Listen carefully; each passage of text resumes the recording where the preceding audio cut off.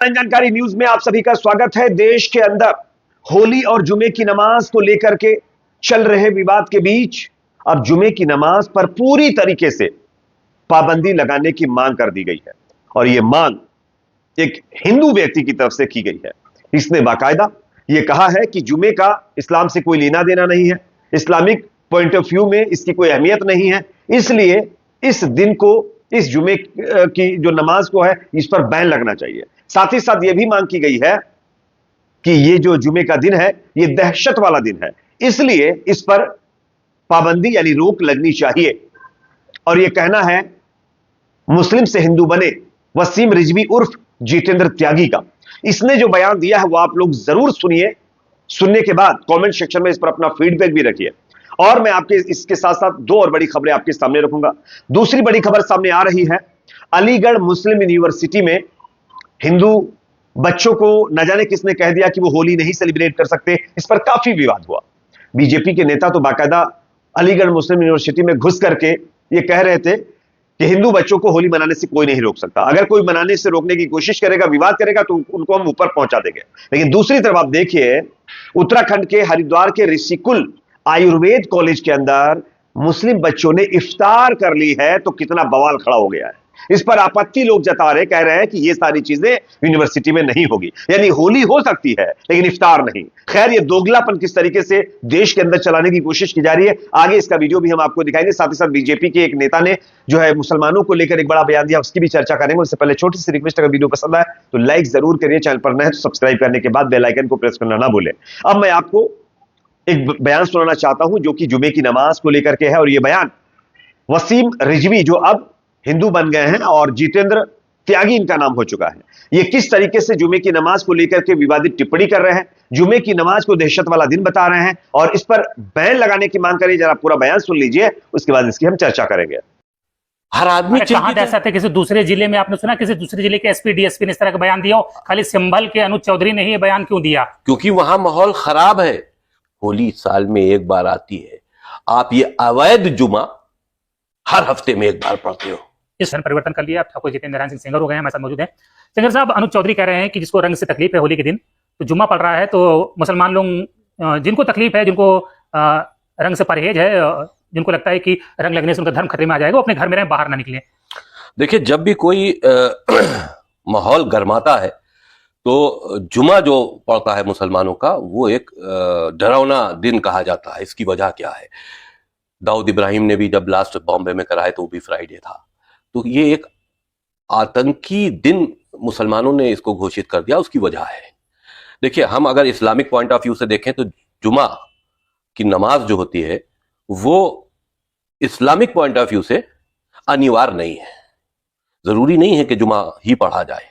ये तो अपने आप एक गैदरिंग करने का एक तरीका बना लिया था। हफ्ते में एक बार लोग एक जगह पर इकट्ठा हों और उनको तकरीर दी जाए इस्लामिक, जो इस्लाम की जो उस तरह की बातें हैं जो ओपनली नहीं की जा सकती, तो उनको जुमे के माध्यम से, तकरीर के माध्यम से उनको, मुसलमानों को बताकर उनको उग्र किया जाए या उनके दिलों में जोश पैदा किया जाए।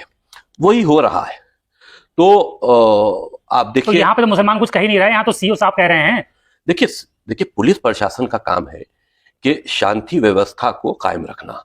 अब जुमा पड़ रहा है होली में, तो ये कोई भी दिन पढ़ सकता है, लेकिन जुमा पड़ रहा है होली में तो इसके लिए दहशत है। हर आदमी कहां दहशत है? किसी दूसरे जिले में आपने सुना किसी दूसरे जिले के एसपी डीएसपी ने इस तरह का बयान दिया हो? खाली संभल के अनुज चौधरी ने ही बयान क्यों दिया? क्योंकि वहां माहौल खराब है।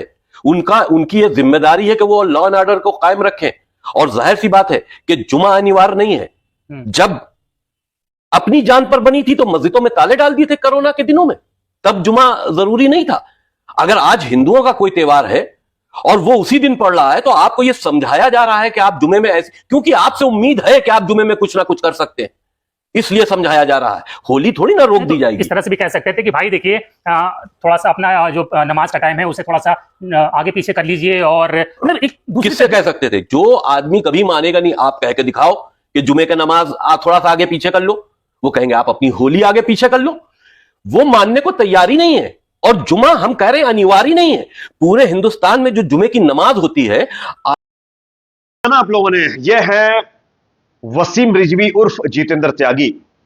पहले मुस्लिम थे, नमाज भी पढ़ते थे, सब कुछ करते थे, लेकिन उसके बाद ना जाने कौन सा भूत सवार हो गया और इन्होंने धर्म कन्वर्ट कर लिया। खैर, उनकी मर्जी है, उनको फ्रीडम मिली हुई है तो वो कुछ भी कर सकते हैं, लेकिन अब इन्होंने मुंह खोला है तो फिर एक बार इनके मुंह से वही चीजें निकलती हुई नजर आ रही जो पहले ये निकालते थे।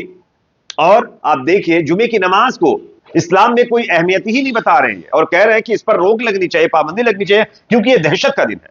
आप लोग सब जानते हैं, इस देश के अंदर फेस्टिवल के नाम पर, रैलियों के नाम पर, यात्राओं के नाम पर कौन से वो लोग हैं जो फसाद करना चाहते हैं, कौन से वो लोग हैं जो एक समुदाय के लोगों को उकसाना चाहते हैं, कौन से वो लोग हैं जो अपने धार्मिक झंडों के साथ जाकर के मस्जिदों के सामने, धार्मिक स्थलों के सामने बवाल करते हैं।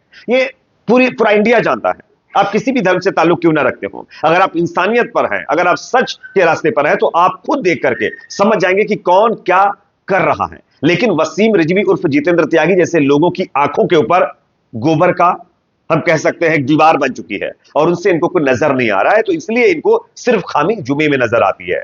आने वाले दिनों में ये आप देखिएगा कि नमाज पर भी रोक लगाने की कोशिश करेंगे। वैसे कुरान की तमाम आयतों पर यही साहब हैं जिन्होंने पाबंदी लगाने के लिए सुप्रीम कोर्ट गए थे। सुप्रीम कोर्ट ने इनको हड़का करके भगा दिया था, कहा था भाग जाओ यहां से नहीं तो जुर्माना लगाएंगे। उसके बाद ये अपना मुंह बिंगा करके वहां से निकल आए थे और अब जब ये धर्म कन्वर्ट कर चुके हैं, सनातन धर्म में चले गए हैं, तब ये इस तरीके से बोकस बातें करके समाज में एक बार फिर नफरत फैलाने का काम करते नजर आ रहे हैं। ऐसे लोगों के बारे में आपकी क्या राय है, कमेंट सेक्शन में जरूर बताइए। अब मैं आपको दूसरी खबर दिखाता हूं जो कि सामने आ रही है। दोस्तों, आप सब जानते हैं, अलीगढ़ मुस्लिम यूनिवर्सिटी में किसी ने यह कहा कि जो होली का फेस्टिवल है वो सेलिब्रेट नहीं किया जा सकता। इसको लेकर बवाल मच गया। बीजेपी के सांसद एक हैं अलीगढ़ के, वो तो अलीगढ़ मुस्लिम यूनिवर्सिटी के अंदर चले गए और कहने लगे कि होली का फेस्टिवल कोई रोक नहीं सकता। यूनिवर्सिटी के अंदर फेस्टिवल रोकने का क्या मतलब है? भाई, तमाम धर्म के लोग, तमाम धर्म के बच्चे वहां पर पढ़ते हैं तो अपना अपना फेस्टिवल तो सेलिब्रेट करेंगे, उनको रोकने का कोई हक ही नहीं बनता है। तो हिंदू बच्चे होली सेलिब्रेट करेंगे, अगर कोई रोकने की कोशिश करेगा तो उनको हम ऊपर भेज देंगे। लेकिन यहां दोगलापन देखिए आप।